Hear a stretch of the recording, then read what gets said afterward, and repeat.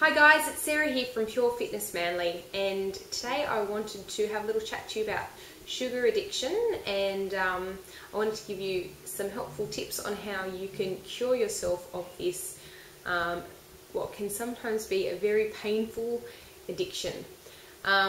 So basically, sugar addiction is the body's inability to regulate its homeostatic glucose level without high sugar consumption.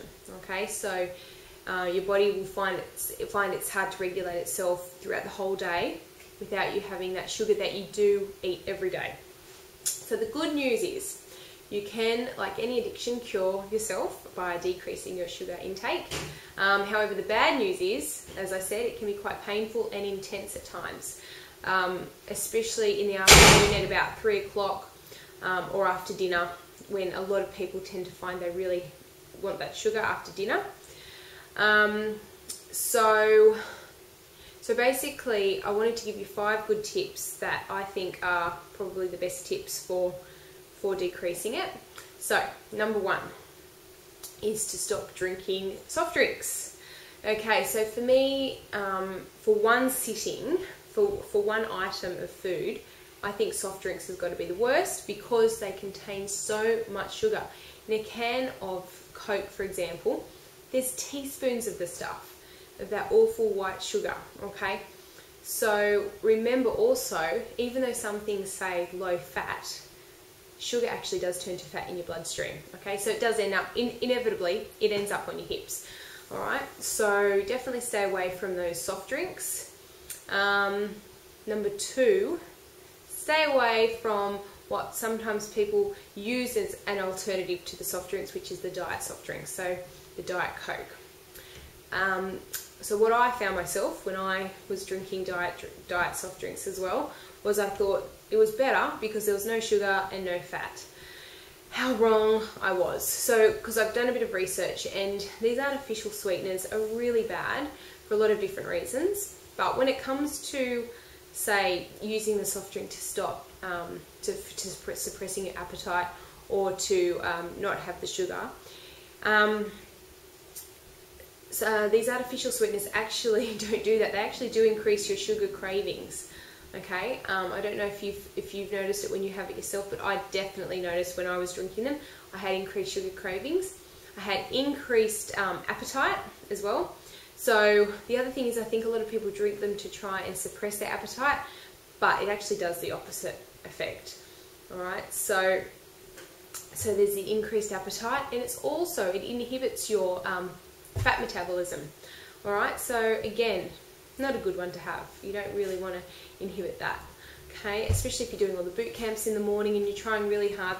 You don't want to go and have one in the afternoon and stop the actual process of trying to, you know, lose some body fat and lose some weight. So you wouldn't have to stop that process. So they're artificial sweeteners, so stay away from those. Number 3, simply don't bring it home. So if you have it in your cupboard, how easy is it to get up from the couch and go to the cupboard or the fridge and pull the sugar out? If you don't have it at home, how hard is it to really get out of your PJs, get dressed, get in the car and drive down to the shops?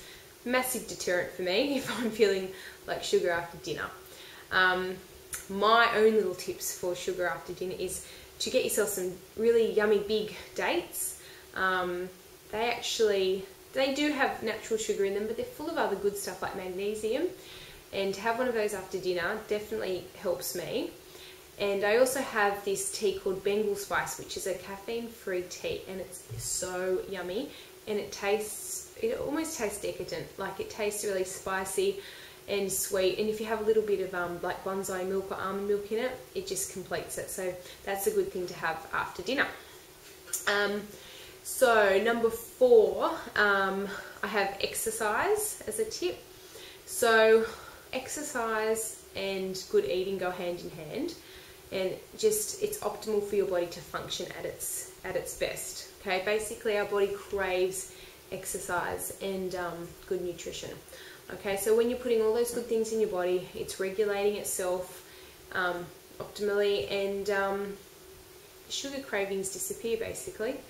So yeah, so make sure you start up that exercise program. And then my last tip that I thought would be a good one for like in the afternoon is to try and swap your sugar for some fruit. Now, fruit has sugar in it, but it's a low GI type, so it enters your blood sugar level and it keeps it nice and stable. Okay, so fruit is a sort of a low to medium GI level. I know that you hear a lot about in diets how to stay away from fruit. You should only have, 1 to 2 pieces because they have heaps of sugar. Well, really, an apple is much better for you than a chocolate bar. So if you have the option, definitely reach for the apple, and don't think about those diets that say you've got to limit your fruit intake. I know for myself, being pregnant, I'm craving sort of like sweet fruit. So I've got a massive bowl of grapes in my fridge, and I'm constantly picking at them all day. Usually wouldn't eat that many grapes, but I just need it at the moment. So I think you have to eat what your body wants, well, when you're pregnant. So have some grapes in the afternoon. Buy some grapes. Unfortunately, they're not that cheap at the moment. Otherwise, try some dried fruit and some nuts. That's another good alternative to the sugar in the afternoon. Have it with a bit of yogurt.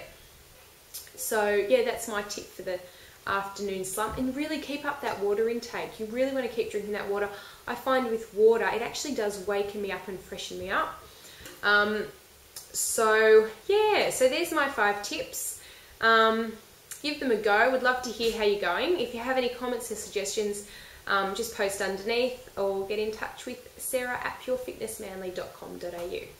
Speak to you soon.